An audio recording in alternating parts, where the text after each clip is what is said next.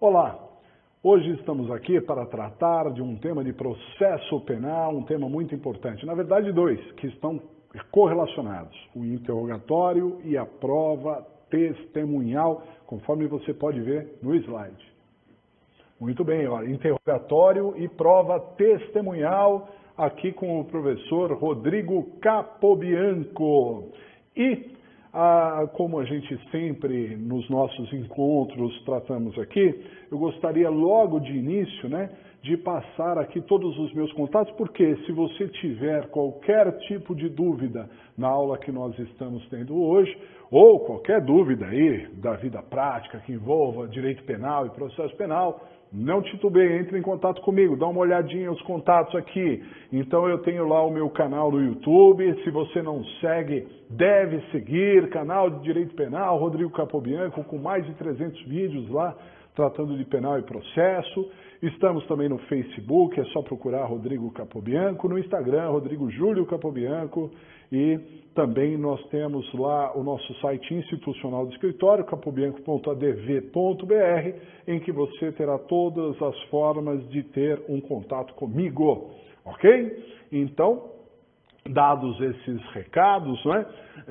não titubeiem, como eu disse, pode entrar em contato que eu sempre respondo a todos aqueles que trazem as suas dúvidas e considerações, Bom, primeiramente, nós vamos tratar aqui do interrogatório, Então, só para localizar, estamos em processo penal, estamos falando nas provas de processo penal, E o interrogatório, então, está localizado lá no Código de Processo Penal, nos artigos 185 e seguintes, E é bastante interessante a questão do interrogatório, porque ele, sim, é um meio de prova, o legislador colocou lá no meio das provas o interrogatório, e é claro que uma pessoa pode fazer prova no interrogatório, eis que pode confessar, eis que pode delatar, já ouvimos falar muito, acerca do Instituto da Delação Premiada, por exemplo.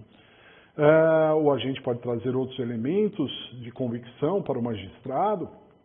Então, o interrogatório é sim um meio de prova, mas ele também é um meio de defesa. Dá uma olhadinha no slide.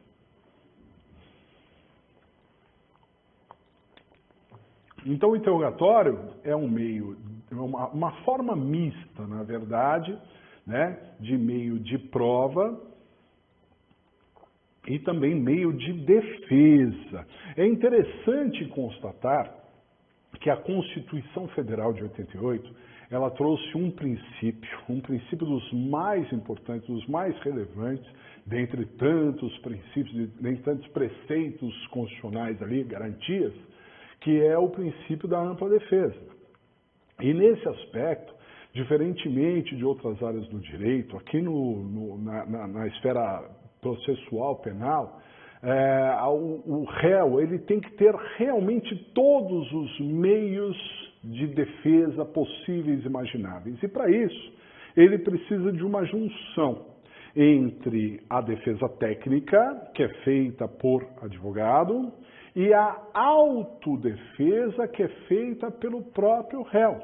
Então, só com isso, com a junção da defesa técnica e da autodefesa, é que nós teremos a chamada ampla defesa. Isso em todos os momentos do processo penal. Então, no interrogatório não poderia ser diferente. Já caiu aí em diversos concursos públicos, o questionamento se no interrogatório nós teríamos uma defesa técnica. Será que no interrogatório é o momento de ter uma defesa técnica? Bom, o que é defesa técnica? É a participação do advogado. Então, o advogado participa lá na fase do interrogatório? Claro que participa. Nem sempre foi assim, mas ele participa. Olha só como um aspecto constitucional às vezes demora para ser instituído efetivamente na vida prática de um Estado. Até 2003, eu estou falando do final de 2003, portanto, 15 anos depois da entrada em vigor da Constituição Federal, o Código de Processo Penal previa que no interrogatório o advogado não tinha participação efetiva. Ele poderia, sim, estar presente no interrogatório, mas, por exemplo, não podia fazer perguntas, né, que seriam ali importantes para a produção de uma defesa, né?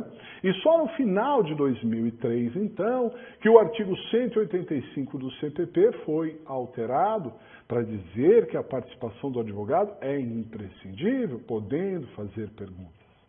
E olha só em 2016, veja, estamos falando aí 13 anos depois dessa mudança legislativa, só em 2016, em janeiro de 2016, que o Estatuto da Advocacia, não foi nem o Código de Processo Penal, e sim o Estatuto da Advocacia foi alterado para fazer constar que dos direitos do advogado, lá no artigo 7º do Estatuto da Advocacia, está o direito de acompanhar o réu no momento do seu interrogatório, na fase de inquérito policial e podendo fazer perguntas sob pena de nulidade. Então perceba que como o inquérito ele não tem contraditório, né, entre aspas, isso daí poderia ser uma exceção, né, há uma produção ali que não é obrigatório ter advogado. Então, como no inquérito não tem contraditório, os investigados não precisam ter advogado.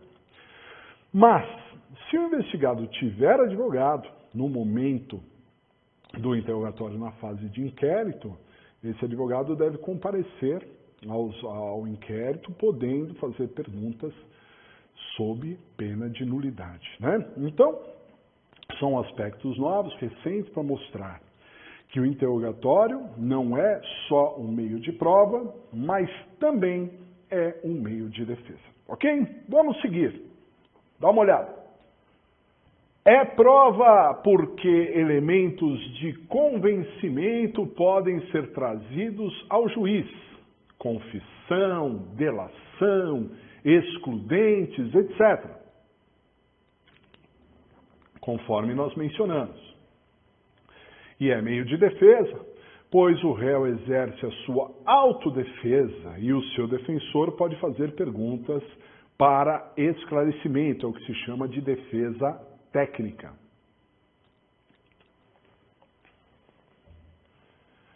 Muito bem.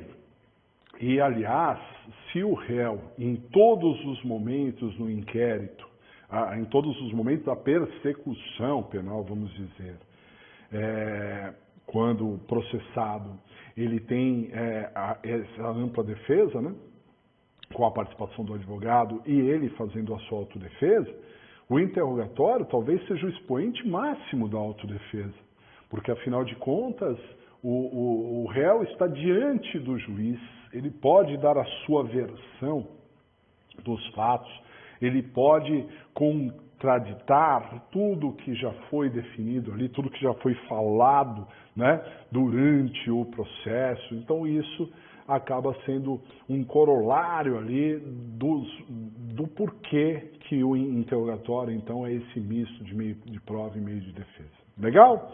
Muito bem. O interrogatório ele é dividido em duas partes. Vamos aos slides. Então, o interrogatório é dividido em duas partes. A primeira parte é sobre a pessoa do interrogado.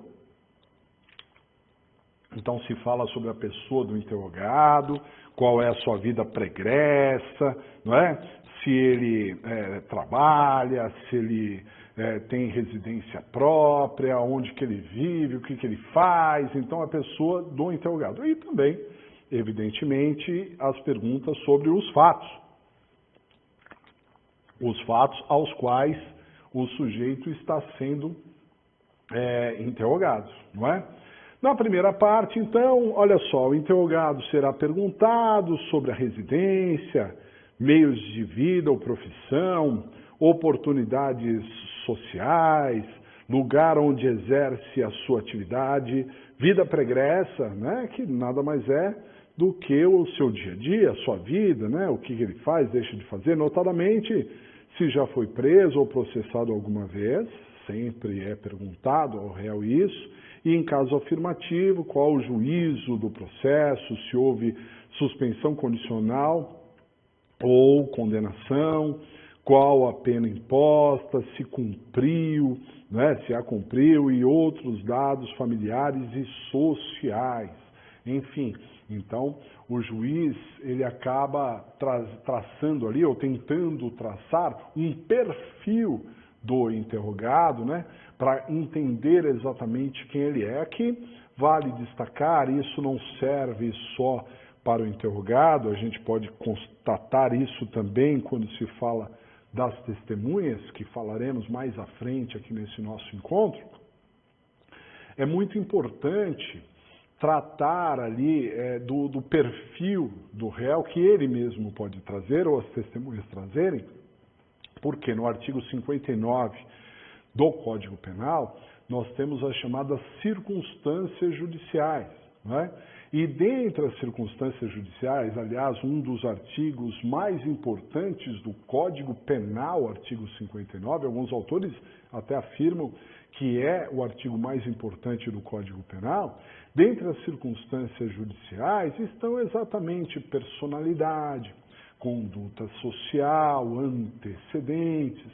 Então são fatores ali importantes para delinear esse perfil do réu, né? E o interrogatório então vai contribuir na formação desse perfil, que, é claro, depois vai influenciar em muitas situações. As circunstâncias judiciais, tudo que envolve pena vai ter ali as circunstâncias judiciais, o envolvimento direto das chamadas circunstâncias judiciais. É de muita relevância, de muita importância mesmo, tá certo? Muito bem. Depois que o juiz, então, e aqui não há uma ordem, tá, pessoal? Claro que o juiz pode primeiro perguntar dos fatos e depois falar da pessoa do réu, ou falar da pessoa do réu e depois falar dos fatos. Isso não alteraria aqui a validade do interrogatório em si. Mas depois, aqui na nossa sequência, né, se a primeira parte falou de assuntos pessoais, a segunda parte vai tratar efetivamente sobre os fatos, né? E aí o que vai ser analisado nos fatos? Dá uma olhadinha. Então, ó, na segunda parte será perguntado sobre, primeiro, ser verdadeira a acusação que lhe é feita, né? Se demonstra qual é a acusação, o que está pesando contra ele, se isso é real. E, não sendo verdadeira, a acusação, se tem algum motivo particular a que atribuí-la, né? Por que ele está sendo, então, acusado daquilo, se aquilo não é real, né? Se conhece a pessoa ou as pessoas a quem deva ser imputada a prática do crime, se não foi ele, quem foi, então, e quais sejam e se com elas esteve antes ou antes da prática da infração ou depois. Então, se foi alguém, se ele teve alguma participação ali.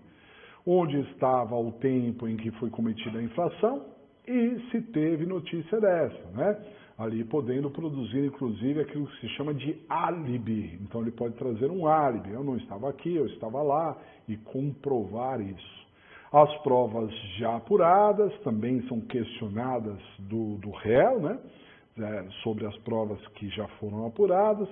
Se conhece as vítimas, se tiverem vítimas, pessoa física, né? Ou jurídica até, e testemunhas já inquiridas ou por inquirir, e desde quando e se tem o que alegar contra elas.